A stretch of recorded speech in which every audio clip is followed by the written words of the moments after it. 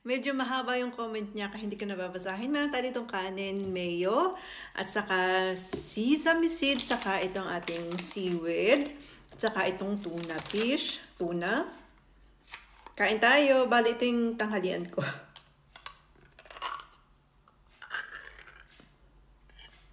Ihalo lang natin siya dito sa kanin na sinangag ko to. Sinangag ko. Ininit ko lang. Kasi kahapon pa naman ito na kanin. Medyo madami itong isang lata ng tuna. Kaya hindi ko siya, kailangan kalahati lang yung mailagay.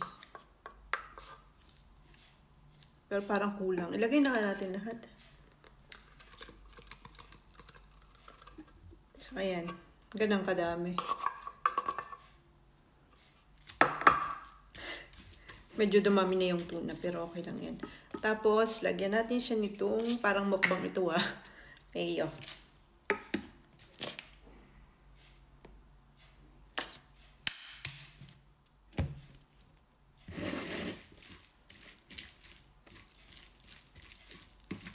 Haluin lang.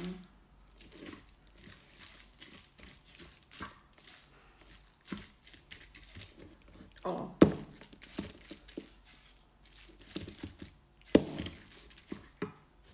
Ayaw kong ilagay itong sesame lahat dyan. Ito yung ating seaweed.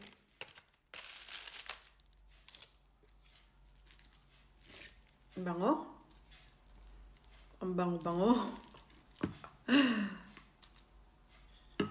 Tapos, ganyan.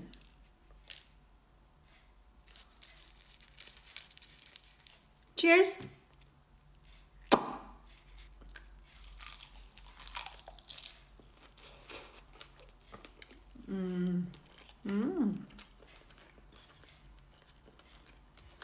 Sarap. Kanina, may kinakasal sa labas.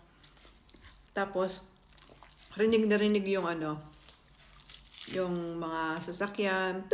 Sobrang lakas. Nagbubusina sa labas. Ganun dito kapag may kinakasal. As in, sobrang talaga, busina. Sobrang lakas sa labas ng tunog ng busina ng sasakyan. Cheers!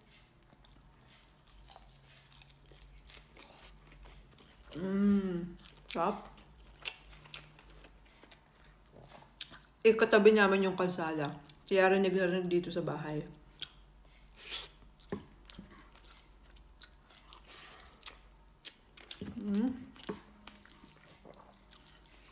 Sarap talaga nito. Pwede kaya dito yung ketchup.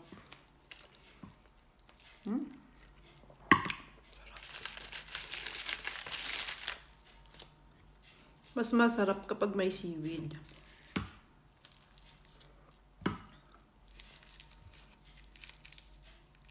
Cheers!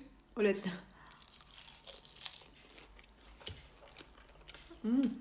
Gusto mo ako? Sarap.